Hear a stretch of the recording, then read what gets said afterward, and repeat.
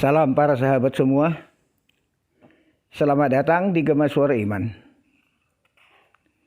Peristiwa dalam Alkitab yang akan kita ulas hari ini adalah kitab Kidung Agung, Yunus dan Amos. Sahabat Suara Iman, Kidung Agung ditulis sekitar tahun 965 sampai 925 sebelum Masehi. Kitab Kidung Agung dibuat oleh Raja Salomo. Tetapi ada beberapa orang yang mengatakan Kidung Agung ditulis oleh Raja Hizkia. Kidung itu artinya nyanyian. Agung artinya besar. Kitab ini disebut Kidung Agung karena lagu atau nyanyian-nyanyian dalam Kidung Agung dibuat sendiri oleh seorang raja besar dan menggambarkan kecintaannya terhadap rakyat dan tanah Israel. Kitab Kidung Agung berisi tulisan-tulisan tentang cinta manusia dan pernyataan cinta manusia. Namun isi kitab ini ditulis dalam bentuk puisi-puisi dan kiasan-kiasan tentang kecintaan terhadap tanah Israel. Tulisan dalam kitab ini merupakan lagu atau nyanyian-nyanyian yang dibuat oleh Raja Salomo. Itulah gambaran tentang Kidung Agung dalam Alkitab. Selanjutnya kitab Yunus.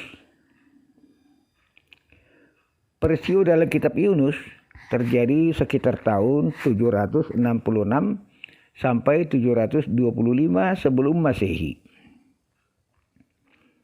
Penulis kitab Yunus tidak diketahui dengan pasti. Namun cerita Nabi Yunus sangat terkenal di Israel.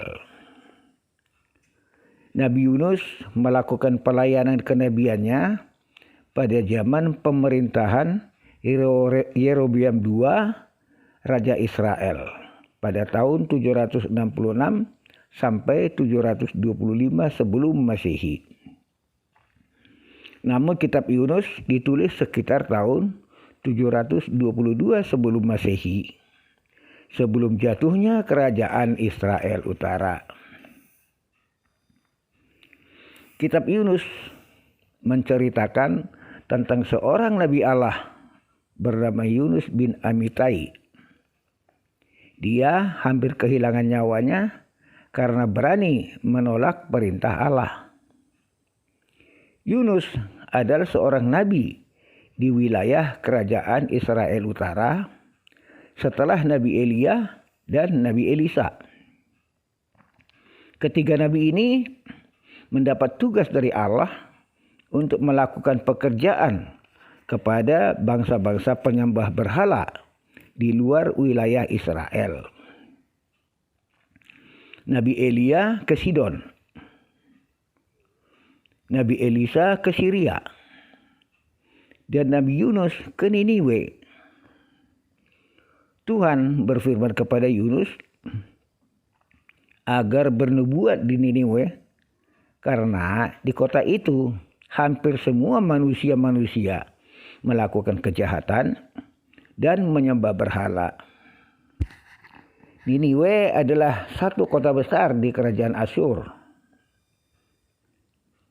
Yunus berusaha menghindari perintah Allah untuk pergi ke Niniwe dan bermaksud melarikan diri ke Tarsis. Dalam perjalanan ke Tarsis, Yunus menumpang kapal melalui laut. Tuhan melihat Yunus sedang dalam perjalanan melarikan diri. Kemudian Tuhan menurunkan angin ribut sehingga kapal yang ditumpangi Yunus hampir hancur. Nahoda dan awak kapal akhirnya mengetahui bahwa angin ribut itu disebabkan murka Allah kepada Yunus. Dan Yunus pun dilemparkan ke laut. Setelah Yunus dilemparkan ke laut, Saat itu juga angin ribut langsung berhenti. Setelah di dalam laut, Yunus ditelan ikan besar dan berada di dalam perut ikan selama 3 hari 3 malam. Di dalam perut ikan, Yunus berdoa dan mengakui kesalahannya kepada Tuhan. Dan ikan itu pun memuntahkan Yunus. Akhirnya Yunus pergi ke Niniwe untuk menyampaikan firman-firman Tuhan. Setelah mendengar firman-firman Tuhan, seluruh orang di Niniwe bertobat dan Tuhan tidak jadi menghukumnya.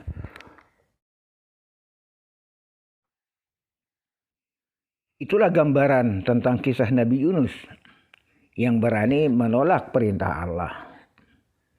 Sekarang kitab Amos.